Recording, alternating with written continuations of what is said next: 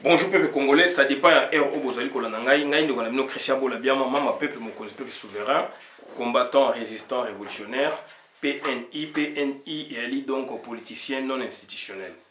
Bandeko nanga na ye awa koloba makambu o etali mboka, na ye koloba makambu o etali nationalité ya Banyamulenge, bato babengi Banyamulenge na Congo, eza tribu ya biso pété. Donc, on a li ba invention ya ba Rwandais et puis Banyarwanda ezali pe biloko na bisoté. Donc, c'est-à-dire ezali ba tribu ya ba Rwandais, Banyarwanda oui, wana ya li ba Rwandais.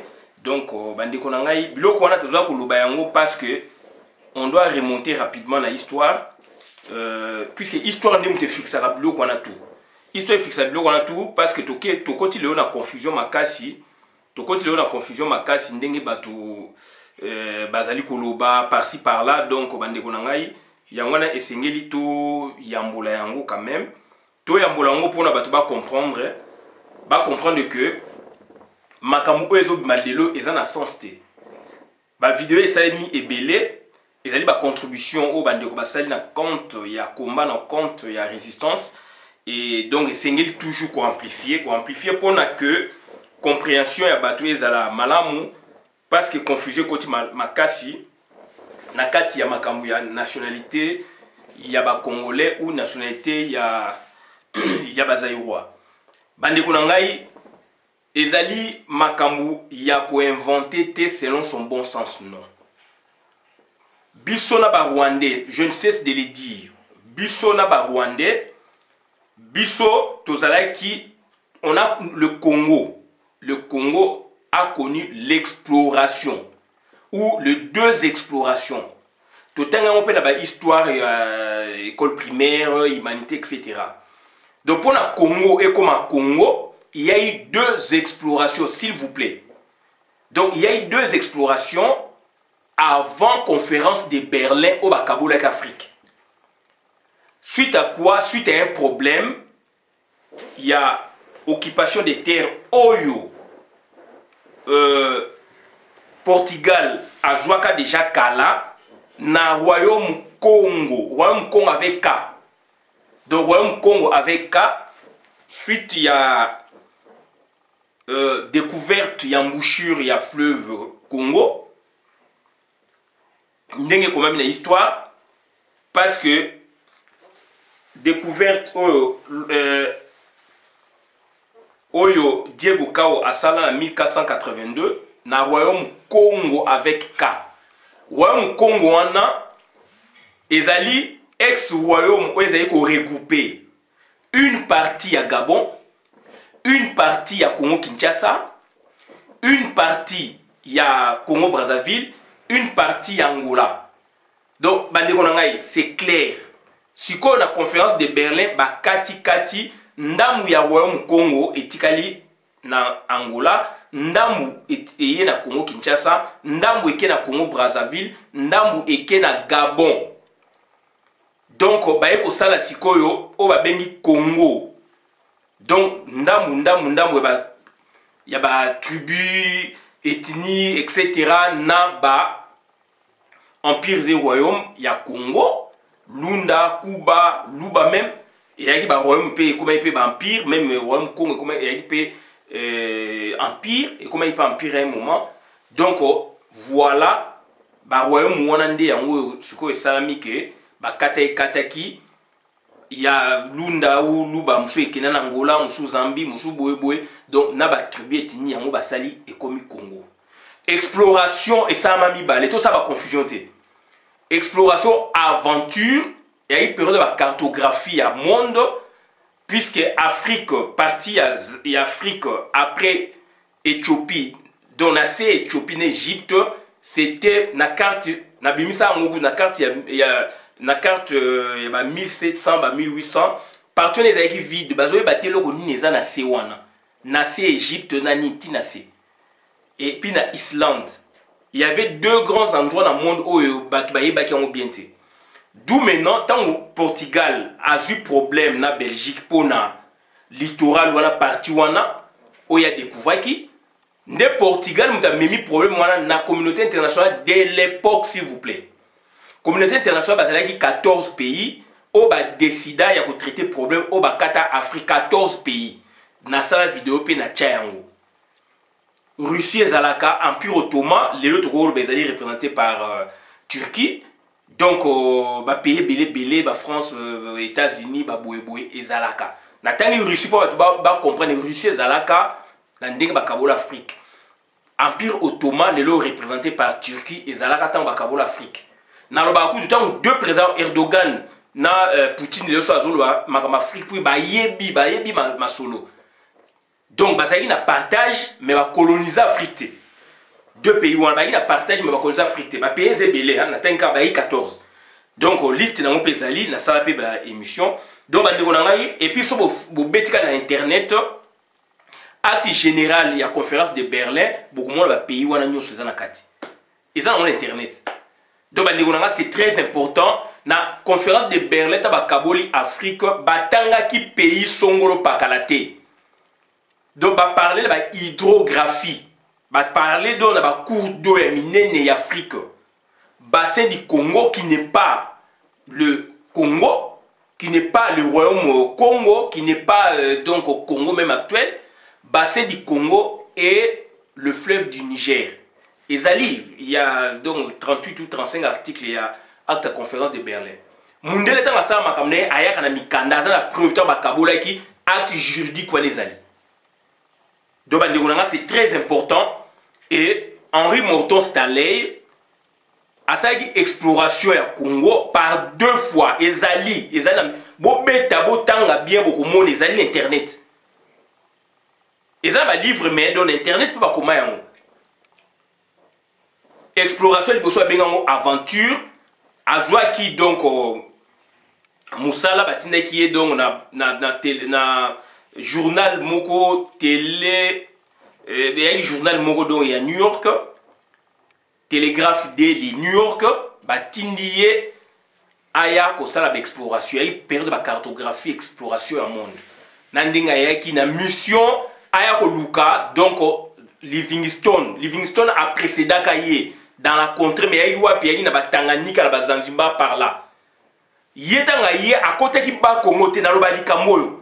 Première fois Stanley tanga yé à côté qui par bas Congoté. À côté par ça est dans les documents. Peut-être des documents spécialisés mais à côté par bas Congoté. Mutu a kendaka na bas Congo na ba mindele wana et qui donc Diego Kao 4 siècles avant.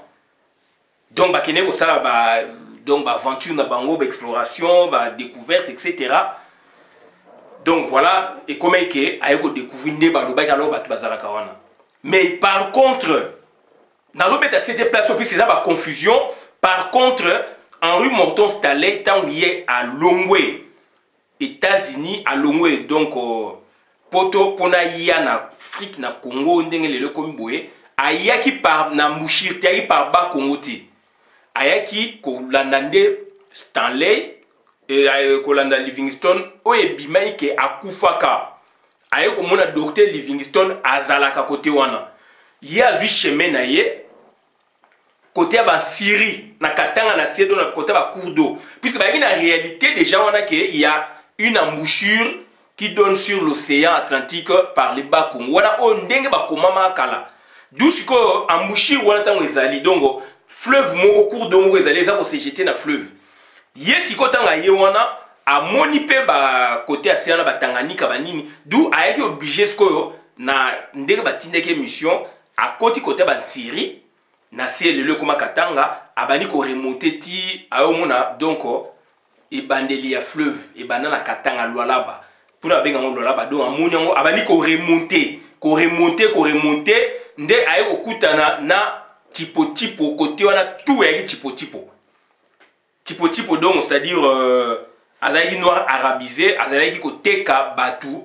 koteka donc azosala marchand donc bacha ya ba esclave etc koteka bango donc na ba Moyen-Orient etc na compte ya sultan moko azalaki wana ya ba Soudan donc ayo kokutana na résistance ezalaki a coopérer na ba solo na ba pesier ba soda tipo ayaki vraiment armé mais ba yokanaki na suka suka apesi ba soda ba bengo ba Zanzibaré eza na livre na ko ba makopamba teza na livre ba pesi ba soda ba Zanzibaré wana na buka livre wana ba Zanzibaré wana sikonde ba ye kokota na ba Zanzibaré wana siko ba yo sanini ba memieti ba yo koma na ville mo badio ndeko nanga somba livre oyo tout est là.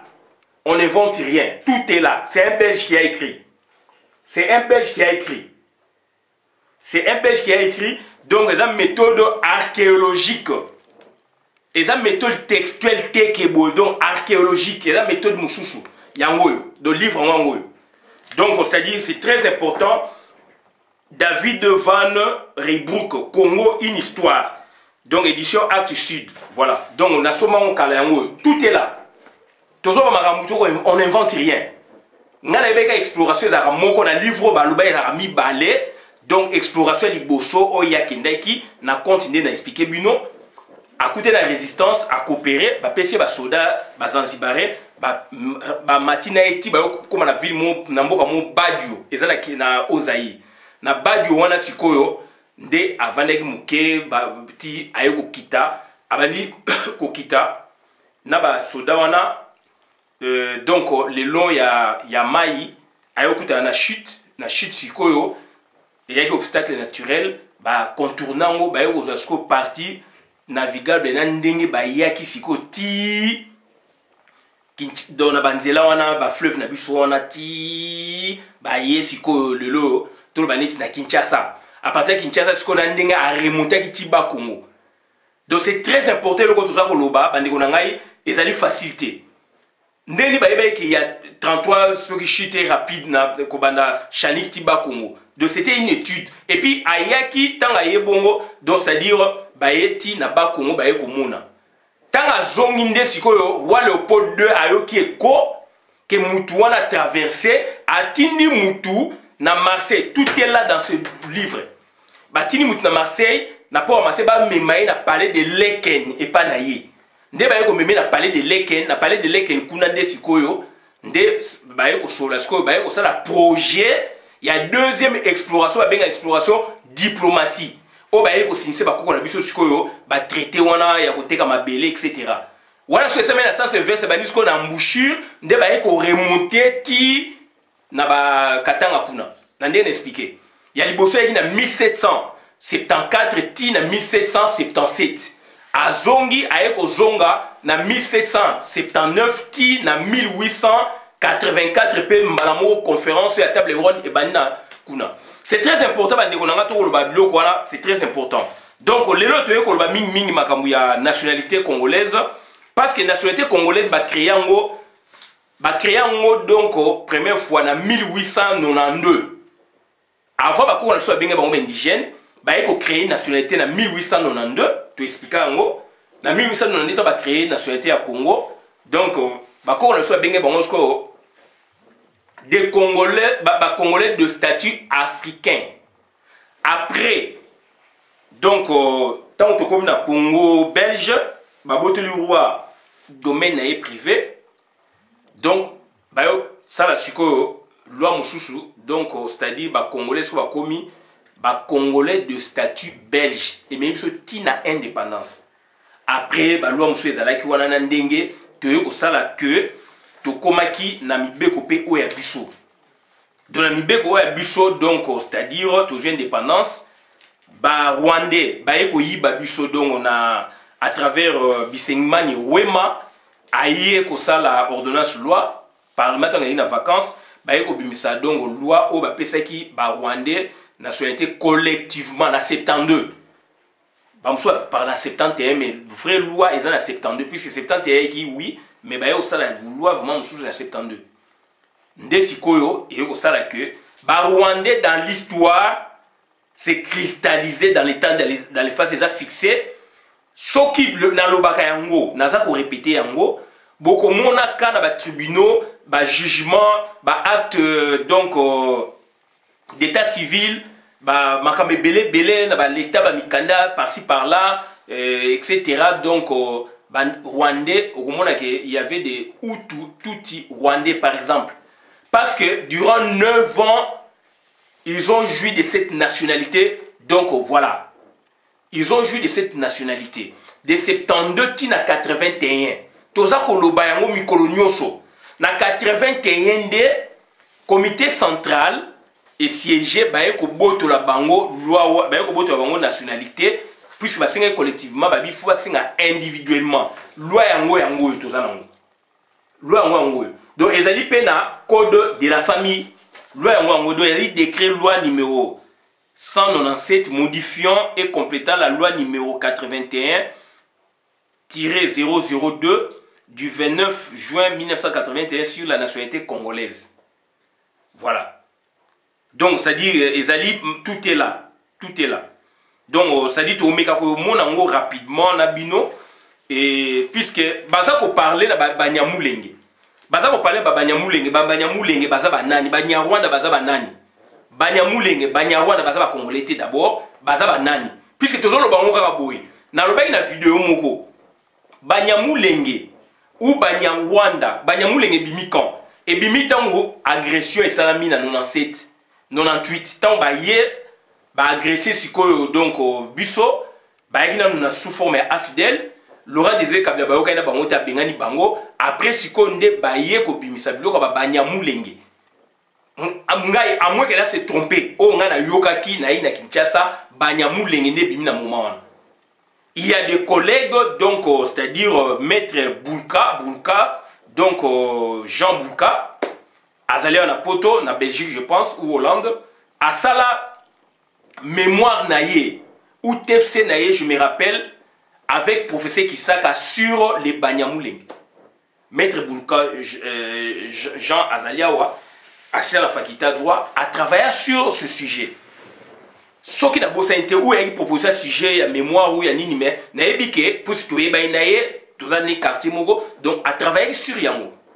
Donc ça dit, il y a des blocs oyo, la terminologie mogo, donc, ou le concept mogo, toyo kiango, à partir arrivé à Afdel. À partir arrivé à Afdel, toyo Banyamulenge. Voilà. Banyarwanda, wana ezali biloko ezali ki na 1935, 38-35 par là, wana ezali MIB. Mission d'immigration Banyarwanda. Oyo, Belge ba okene kozwa bango kuna pona ba pesa ba osa misala na donc na ba mine biso donc c'est-à-dire na ba jekamine na tang enfin na koko jekamine na Katanga na ba nini etc. Et puis baïga bango mote ba malawite bazalaki bazambe bazalaki professeur Kalele na landi et pe alobi yango Zoro Bilé na landi alobi yango. Donc, tu belé ba au sala d'émission, donc tout le monde. Donc, ça dit, il faut tout amplifier. De les ali bilogo ou les ali normal. Et c'est tout le bayango, puisque la confusion est trop, alors mikande zali. Il faut que tanga, il faut que le bayango, pour la batouba comprendre yango. Donc, Banyamulenge, bazalagate, mais sur le plan historique, Tori Kolobali, ba yibaki nationalité d'Abisso, le fait que ba yibaki yango, de 72 ti 81 to botola bango yango to botola c'est-à-dire to boyi nationalité congolaise est une et exclusive. Donc c'est-à-dire ça fait il y a 9 ans moko dans l'histoire beaucoup kuta ba livre géographie ba livre il y a histoire ba document juridique donc par exemple jugement ba boye do bloc belé beaucoup kuta nango pe ya droit il y a histoire etc géographie. Beaucoup monaka que il y avait des Tutsi congolais, des Hutus congolais dans la période où on a 9 ans. Ça c'est l'histoire. Après on a pas boté ba sengaki na 72 bisengma na sango point. Puisque a yibi donc ça ba sengi mais do ba yibi. Tant ba yibi ou ba sengi to boté le bango après. De là on ba boté lui bongo après botombuka et comment sous ba problème pourquoi. Donc voilà un peu de déjà ezali bongo et puis il y a un principe juridique. Principe juridique ezali. Donc, est-ce que nationalité ya Congo ezalaka yusu soli ou yusu sanginis? Yusu soli et Nikoloba, donc c'est-à-dire loi ya mabele. Yusu sangini, donc ezali donc loi ya makila.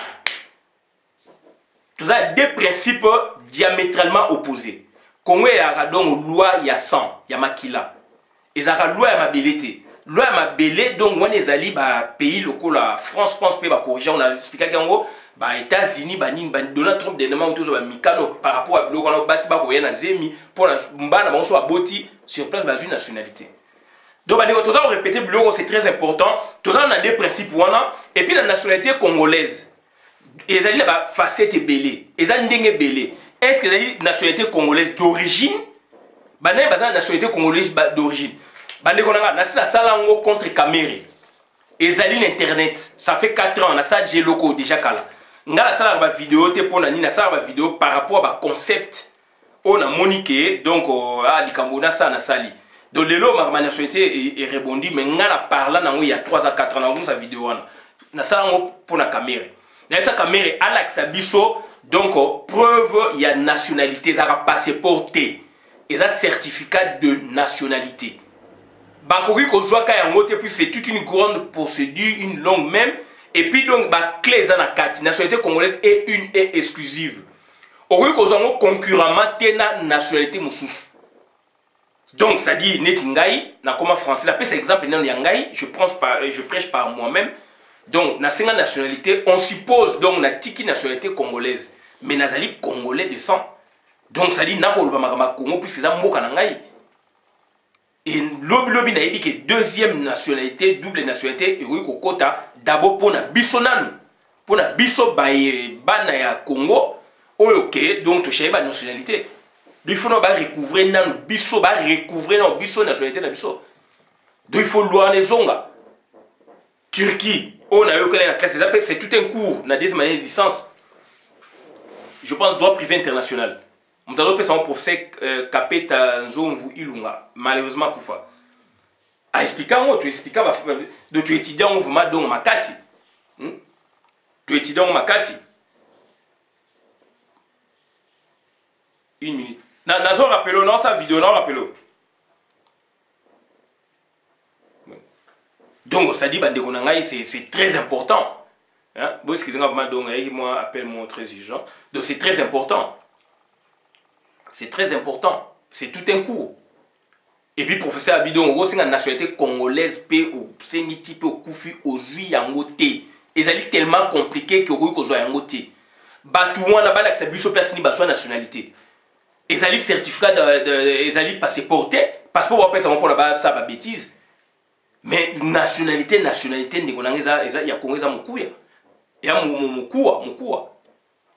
Bah turc bazali na rose autant de nationalités mais à optique à la turque Rwanda pas un système un pays basé un système voilà bon pourquoi biso ba d'origine au père de au jus côté aux père de na Congo bon so ba rwandais ba pesa bango d'abord ba nya Rwanda na banane ba nya Rwanda puis on parle de la nationalité congolaise oui mais ce que ba nya Rwanda des banane ba nya Rwanda na ba ba banane na ese bino za bata gouvernement au bazawana ce sont les ba nya Rwanda banya mulenge po bango ne mutu ba na afdel bango bo ke musika na compréhension na définition banya mulenge ou banya Rwanda bango ne mutu ba ye donc na afdel à partir wana nde siko ba yo sa deuxième guerre de ba yo bimisa ba kombo ba revendication wana puis c'est temps ba ye na afdel ba leka nzela wana tout ba ba iteke baza banya mulenge tant on l'aura des ekablanda bengani bango RCD tango zako zonga ndesko RCD biminde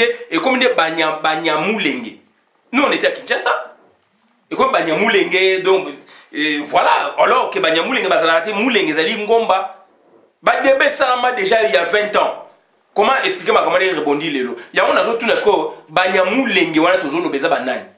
Si ezali batu oyo Laurent Désiré Kabila bengana ki ya afidèle ndambo batikala niti ba Hippolyte Kanambe voilà on suppose ba niti bana ya Laurent Désiré Kabila donc ça dit bango tout groupe wana cohorte wana na oyo bazongaki yango nde babimisa ki nde na retour ba yena ba RCD ba boyonde ba bengi nde banya mulenge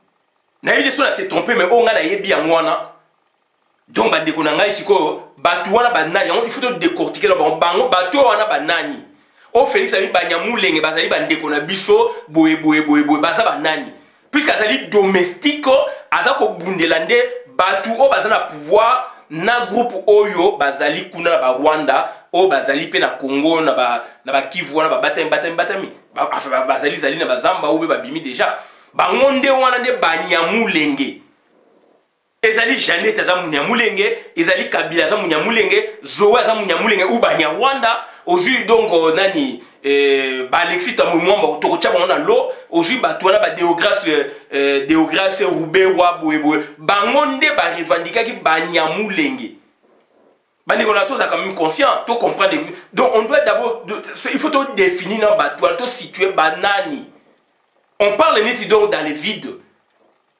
Thomas Louaka défend les barons mabé. Et Oyokuna défend les barons mabé. Même à l'époque, a défendu les barons mabé. Ce sont eux le gouvernant là, où va s'y pouvoir. Où va s'y armée, où va s'y la police, où va s'y la bouée. Donc, on a des Banyamulenge ou Banyarwanda, des Rwandais. Donc, ce sont d'abord eux, Batouana. Voilà. De tout, que non, Moussika. Bissou de la Congolais d'origine. Et puis, nationalité congolaise, donc c'est déjà sur deux grands principes. Deux grandes naturalisations, puisque Oyo toujours le Congolais d'origine. Ezali Batunani, Oyo Bakuteki Bango, Taba Kaboli, donc Afrique, Congo, na périmètre 2 345 000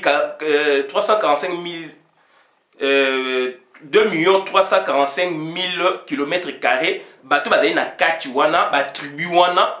Na batouan do batouan ne bango ba bing bango ba congolais d'origine ba biso do ba descendant ba koko wana voilà donc de la nationalité congolaise d'origine des congolais par appartenance omoni par appartenance donc ezali donc par appartenance il faut ezala biso de la nationalité congolaise des congolais par appartenance et congolais d'origine.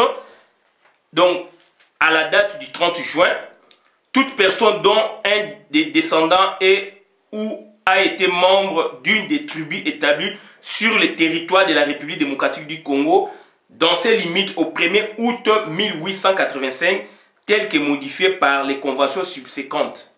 1er août 1885 et à la date oyo colonisation et bandit. Date oyo officiellement colonisation et bandit. Mais conférence de Berlin et si là qui donc na août et si là qui donc na février il faut justifier ce qu'au 4 mois na pourquoi date oyo le 1er août 1885 n'est toujours bima date officielle ya Congo puisque déclaration nango ne sa mena vivi déclaration nango ne sa mena vivi mais conférence de Berlin et si là qui na le 26 février 1885. 5 mois après, 6 mois après Ndé Sikoyo, bah, ils ont déclaré ce que donc État indépendant du Congo. Des Congolais par filiation, donc c'est-à-dire des modes d'acquisition de la nationalité, et ça chapitre 3. Chapitre 3 de la nationalité congolaise d'acquisition. Des modes d'acquisition de la nationalité. Paragraphe 1. Acquisition par l'effet de la acquisition par appartenance. Ils ont expliqué par filiation. Par filiation, donc, au paragraphe 2, des Congolais par filiation. Article 5, est Congolais, l'enfant dont le père est Congolais. 2, l'enfant dont la mère est congolaise. Yoza Congolais, Ngaza Congolais, sont na botina indienne, na botina chinoise, na botina boeboe, nga mobali, moi na ana azwi nationalité nangai. Ndenge mo pe yonde ko mwasi soko bali pe mobali ya ekolo mususu bobotine mwana na dongo azape automatiquement na nationalité na yo amwe kala na papa na mais azana droit nationalité na yo donc voilà ba bengi nationalité par filiation donc ça dit OK dans la grande ligne de la nationalité congolaise d'acquisition donc biso na ba Rwandais toza ndenge mokote yango moni donc d'acquisition sikoyo. Non, donc ça dit n'habite de la nationalité congolaise d'origine. Ils ont 3 sortes. Des Congolais par appartenance, biso, par filiation. Donc, moi, na Congolais, ou bien moi, na congolaise. Et puis par présomption de la loi. Paragraphe 3. Par présomption de la loi, paragraphe 3, donc présomption de la loi et Nikoloba, article 7, et Congolais, l'enfant nouveau-né trouvé en République démocratique du Congo. Il est toutefois réputé n'avoir jamais été Congolais si, au cours de sa minorité, sa filiation est établie à l'égard d'un étranger. Article 8. L'enfant qui est Congolais en vertu des dispositions du présent chapitre est réputé avoir été Congolais dès sa naissance, même si l'existence des conditions requises par la loi n'a été établie que postérieurement. Toutefois, l'établissement de la qualité des Congolais ultérieurement à la naissance ne porte pas atteinte à la validité des actes antérieurement passés par l'intéressé, ni aux droits antérieurement acquis au tiers sur la nationalité apparente de l'enfant. Toujours ici, l'article 7, des Congolais par présomption de la loi, puisque c'est vague, Yakolobake, et Congolais, l'enfant nouveau-né trouvé en République démocratique du Congo. République démocratique du Congo, il est toutefois réputé n'avoir jamais été Congolais si, au cours de sa minorité, sa filiation est établie à l'égard d'un étranger. Donc, l'enfant nouveau-né trouvé en République démocratique du Congo.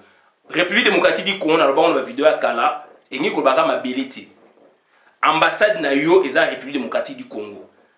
Avion, au côté avion, et ya Congo, moi c'est à boti na kati avion, donc on a bateau ya Congo, moi c'est à boti na kati, moi na wana, donc azan a droit aux nationalité.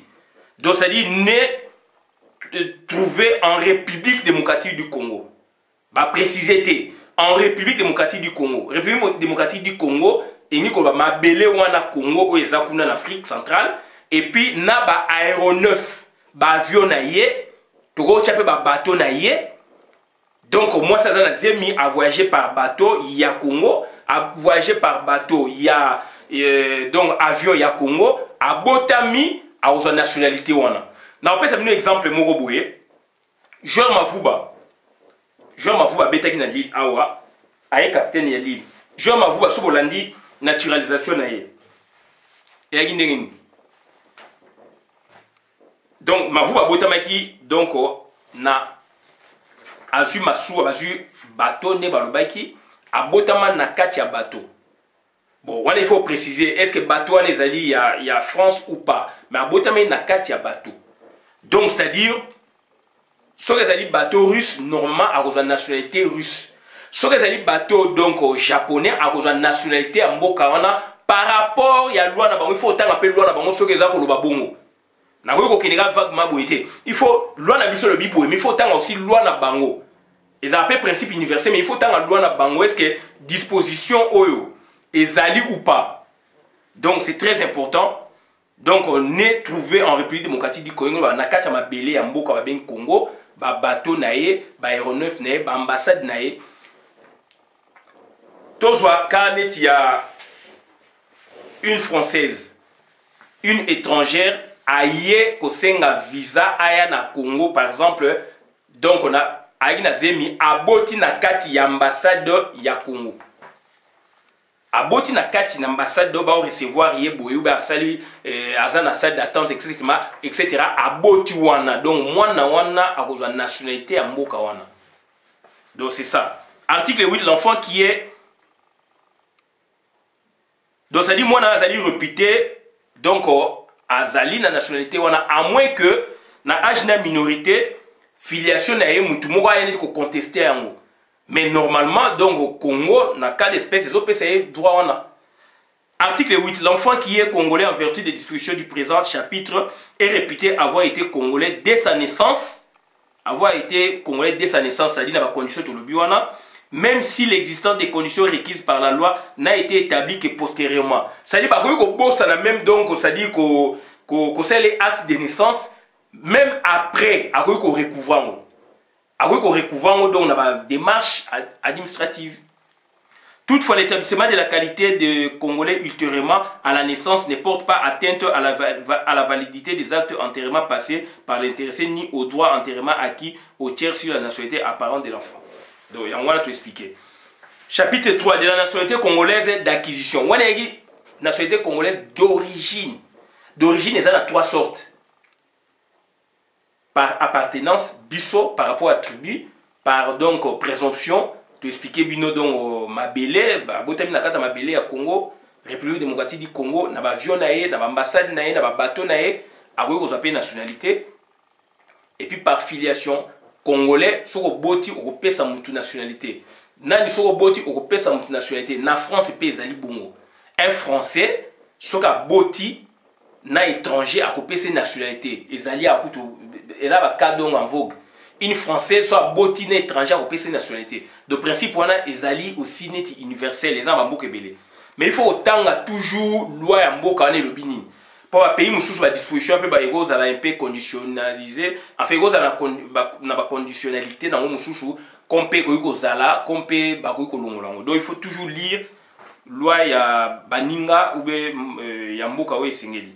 Chapitre 3 de la nationalité congolaise d'acquisition. Donc banyamulenge bazali ce qu'on a cadre ya nationalité congolaise d'acquisition. De baza ko luka baza ko sengande bazo nationalité congolaise donc par l'effet de la naturalisation. D'acquisition.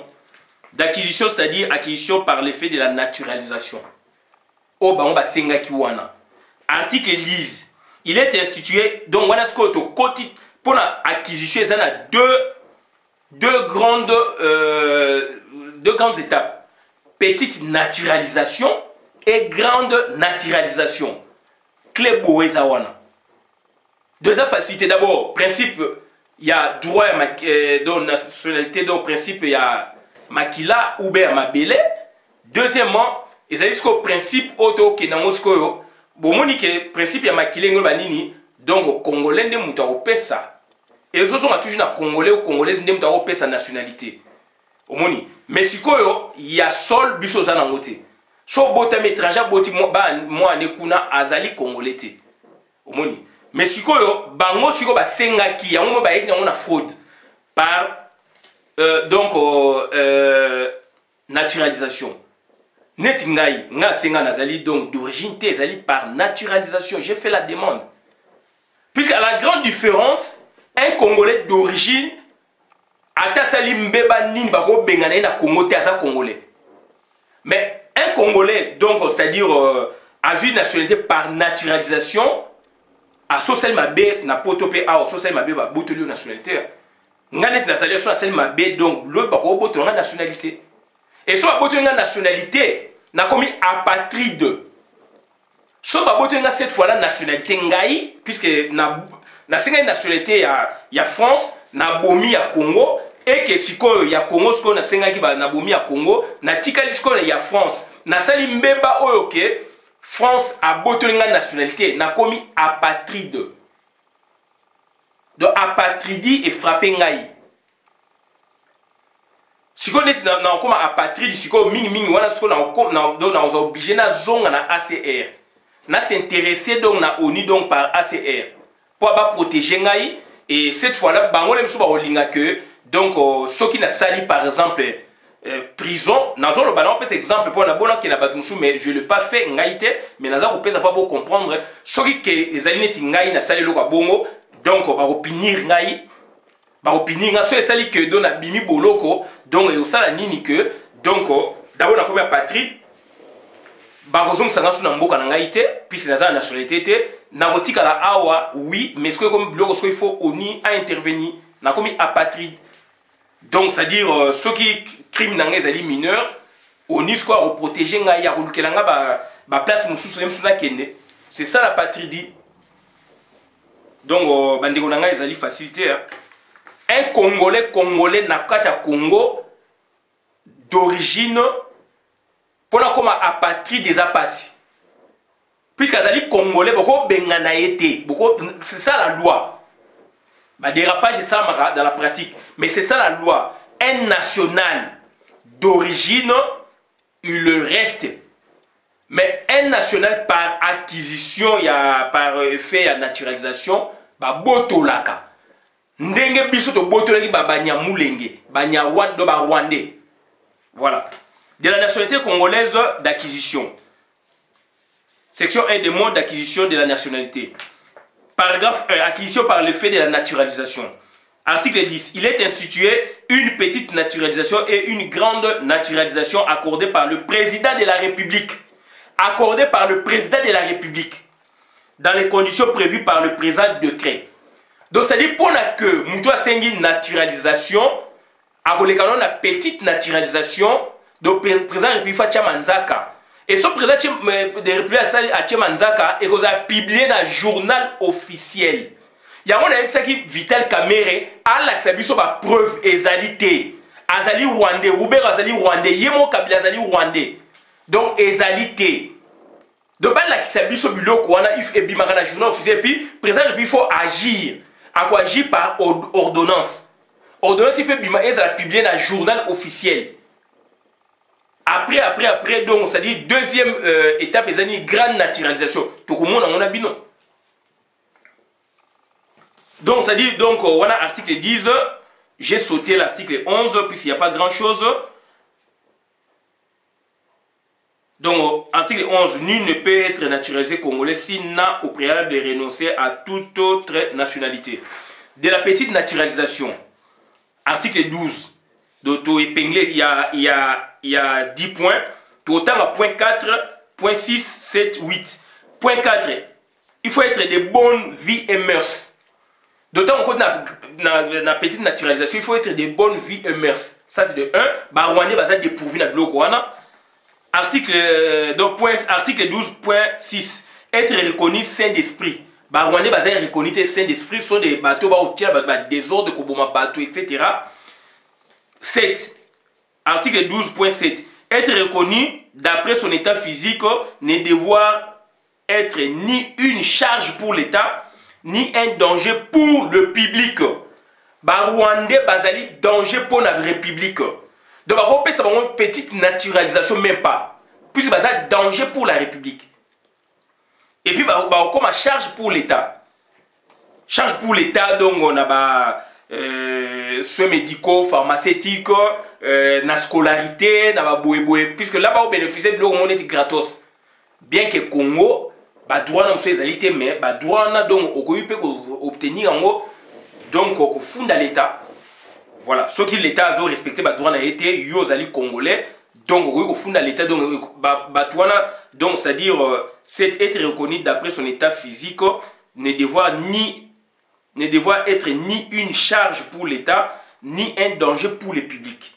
Article 7. Article 8. Ne s'être jamais livré au profit d'un état étranger à des actes incompatibles avec la qualité des Congolais ou préjudiciables aux intérêts de la République. Bango bazo travailler pour en intelligence na pays mususu. Hippolyte Kanambe, Jeannette Kanambe qui connaît Sabino Kunake na Tanzanie.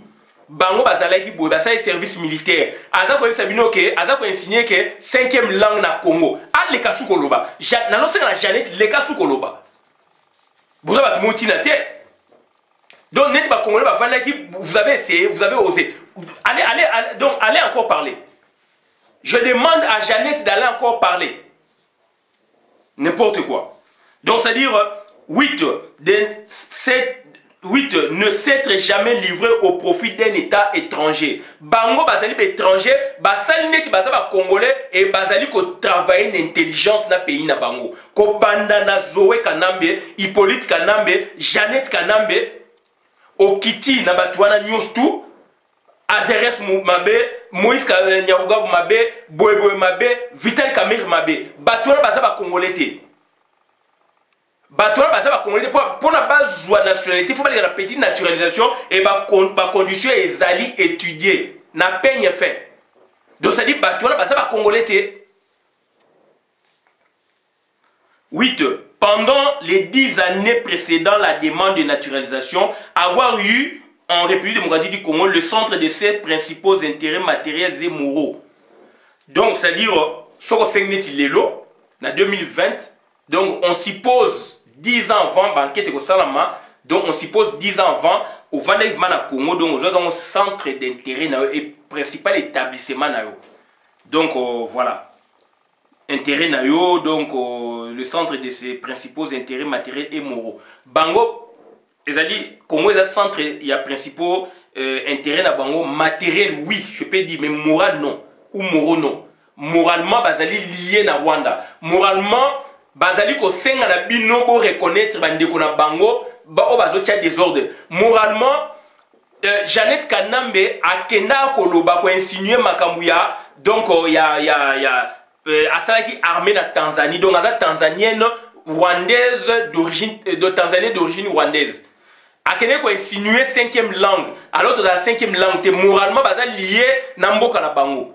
Hippolyte Kanambe aza lié na mboka na bango baza ko boma bato alobaka lo moté akoki ko déclarer guerre asala kango te donc baza lié moralement na mboka na bango.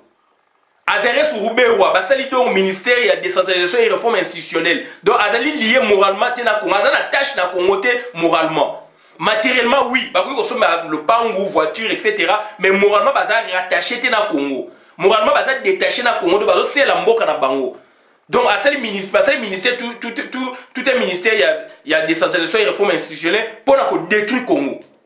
Donc moralement baza rattaché na biso te. Déograce ndenge moko baza ko yiba mbongo na biso baza ko boma biso et bon na ba déclaration na bango. Bakene ko senga kuna dongo groupe na bango bakene Barati Shishambo Rubewa Kamere Boe professeur nani bakene ki na est il y a 8 mois 6 mois ko senga kuna ke ba cohabiter ba Hutu do ba Congolais ba cohabiter na ba Hutu na ba Tutsi donc ça moralement rattaché na bichoté. Ça c'est donc la petite naturalisation article 12.9. Article 13 point 1.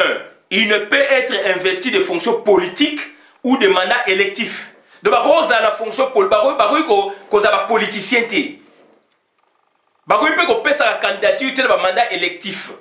Il y a gouverneur de la ville à Kinshasa. Il y a gouverneur de la ville. Il y a sénateur. Il y a président sénat actuel. Donc, il y a la fonction. Donc, il y a la primature. Matata pone a la primature. Oh, azali rwandais. Bako ça ba fonction politique tena électif te. Article 13.2. Il ne peut accéder dans l'armée et dans la police nationale à un grade supérieur à celui d'adjudant chef. Donc ça dit na armée bako ko leka grade ya adjudant chef te. Akoko tani na armée, bako ko leka grade ya adjudant chef te. La fonction publique aussi, les grades y attaché des bureaux de première classe T. Et nous avons nini, akosuka kawana malgré le diplôme nae, akoyiko komaka chef de bureau T. Puisque attaché des bureaux donc de première classe, nasi nae yali donc attaché des bureaux de deuxième classe, et puis l'icolo est attaché des bureaux de première classe donc à la liste chef de bureau.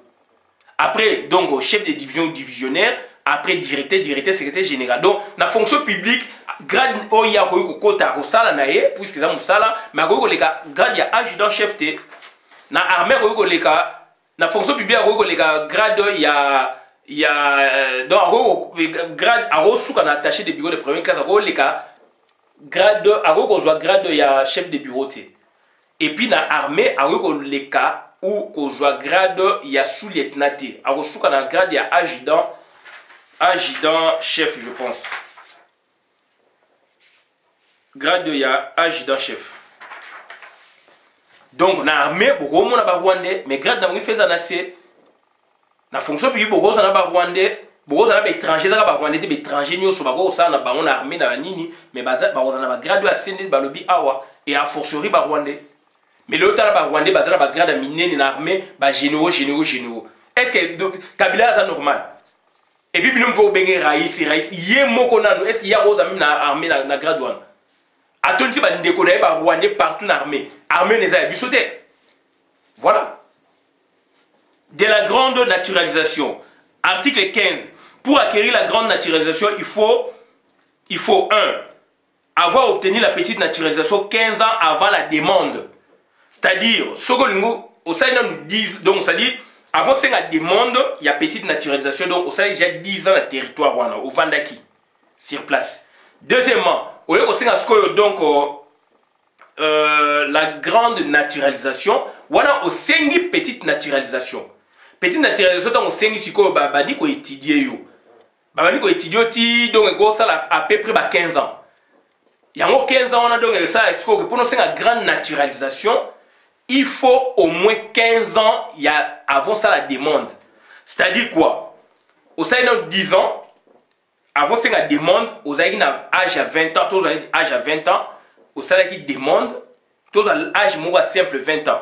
Au salaire qui demande pour la naturalisation, donc à âge à 20 ans, donc on suppose donc au sein à âge à 10 ans. On a âge à 10 ans, on mineur yo au sein il fait un canal donc les parents par exemple, il faut pas guider donc on mineur. Je pense. Bon, maintenant, au commis majeur, majorité pas la biso, n'a pas 21 ans ou 18 ans. Tous les 18 ans. Na 18 ans, c'est quoi yo au Sengi, donc on suppose qu'il y a 10 ans plus tôt, na ba âge à 8 ans déjà au Vanda Kiwana, ba bonne vieux mère, ba rempli ba condition, ok ko senga. Tant ok ko senga sikoyo, pona oya la petite naturalisation ba condition de tanga kiwana, pona oya ko senga siko donc la grande naturalisation. Donc, à partir de 18 ans, donc pour nous senga donc à partir de 33e année na yonde okoki ko senga grande naturalisation et ba condition zawana. Si vous avez 50 ans, donc on suppose que na 40 ans déjà senga demande. Donc na 40 ans déjà senga demande, il y a petite naturalisation, j'ai attends on se bien. Donc oui. Pendant les 10 années précédant la demande de naturalisation, avoir eu en République démocratique du Congo le centre de ses intérêts. Donc, pour nous, donc, il faut justifier qu'on va 10 ans au moins dans le Congo. Après, Sikoyo, grande naturalisation pour acquérir la grande naturalisation, donc article 15, avoir obtenu la petite naturalisation 15 ans avant la demande. 15 ans avant la demande. Donc, c'est-à-dire 10 ans déjà. Pour remplir les conditions au senga pour la au senga nini donc c'est à dire 15 ans donc avoir obtenu la petite naturalisation 15 ans avant la demande donc aux arrêter la petite naturalisation donc avoir obtenu la petite naturalisation 15 ans avant la demande donc c'est à dire avant la demande il y a grande naturalisation il faut avoir fait 15 ans il faut avoir fait 15 ans donc supposons que donc il y a 50 ans. Donc, ça dit pour nous, c'est une petite naturalisation, la grande naturalisation. Donc, il faut attendre, donc, c'est-à-dire 65 ans. Toutefois, le président de la République peut déroger à cette condition de durée probatoire pour des cas spécifiques. Donc, le président de la République peut réduire en haut. Donc, le président de la République peut réduire en haut. Donc, la réduction, on est dans la condition au sein de la République quand même. 2. Avoir rendu un service éminent à la nation congolaise. Or, Rwandais Bazali exclu. Personne à rendre service éminent à la nation congolaise, il faut détruire le peuple. Et puis, obtenir l'avis conforme de l'institution législative réunie en congrès. Donc, pour la BAPS, il faut donc Parlement, donc Assemblée nationale, Sénat, congrès, statuer pour la Canayo. Ils ont les lotés. Donc, article 16. La personne bénéficiaire de la grande naturalisation est dispensée des incapacités prévues au régime de la petite naturalisation, sauf l'exercice de certaines fonctions publiques spécifiées par la Constitution et la loi. Elle prête un serment de fidélité de l'État et elle prête un serment de fidélité à l'État congolais devant le président de la République ou son délégué. Donc en définitive, sur la grande naturalisation, donc il faut prêter serment devant le président de la République. Nakat Nabango et Salamate. Depuis 81, aucun étranger, tout le monde est Salama. Et puis, ce Salami, il faut bimana journal officiel. Il faut donc certificat de nationalité. Donc, au moment où il faut battre tout Bengana Bango. Donc, après acquisition par l'effet de l'option, pour acquérir la nationalité congolaise par l'effet de l'option, l'enfant né en République démocratique du Congo ou à l'étranger de parents dont l'un a eu la qualité de Congolais. Donc l'enfant né en République démocratique du Congo ou à l'étranger de parents dont l'un a eu la qualité de Congolais. Moi, je suis Congo ou Banda, donc par le fait de l'option, Azali libre, Bano Babotami Awa. Bazali parents congolais, Azali pe français. Ça lui maintenant il senga koto comme a boya kuna sengi koto a boy koto. 2. L'enfant adopté légalement par un Congolais, donc par effet de l'option. L'enfant dont l'auteur adoptif ou l'un des auteurs adoptifs a acquis ou recouvré volontairement la nationalité congolaise. L'enfant mineur non émancipé dont les pères, etc., etc. Donc voilà donc l'acquisition par l'effet de l'adoption. L'enfant mineur légalement adopté par un Congolais ou celui dont l'auteur adoptif est devenu Congolais acquiert de plein droit la nationalité de l'adoptant. Toutefois, pendant les 6 mois qui suivent sa majorité, il pourra renoncer à sa qualité de Congolais, conformément aux dispositions du présent décret, tout ça. Donc voilà, des effets de l'acquisition de la nationalité. Article 24. Celui qui a acquis la nationalité congolaise jouit à dater du jour de cette acquisition de tous les droits attachés à la qualité de Congolais, sous réserve des incapacités prévues par le présent décret-loi ou par des lois particulières. Article 25. Celui à qui la nationalité congolaise a été reconnue par le fait de la filiation ou par suite de la présomption de la loi est censé avoir toujours eu cette qualité dès l'origine. Toutefois, des actes accomplis en qualité d'étranger demeurent valables. Donc voilà, il y a un peu urgent de parler à bloc puisque va confuser les mingi. Quand on parle donc de la nationalité congolaise aujourd'hui, donc il faut trouver nini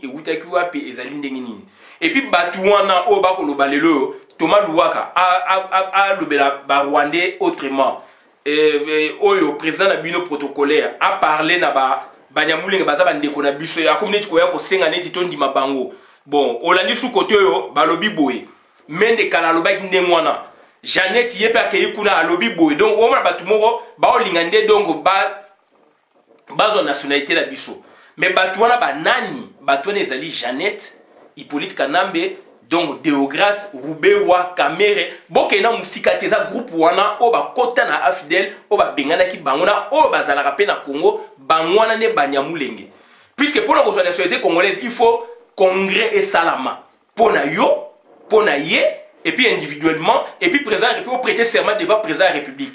Non, on va prêter serment devant le président de la République. Il y a Hippolyte Kanambe, agent de la nationalité congolaise. Voilà, donc, on a donc, la vidéo, madame la communauté. Merci.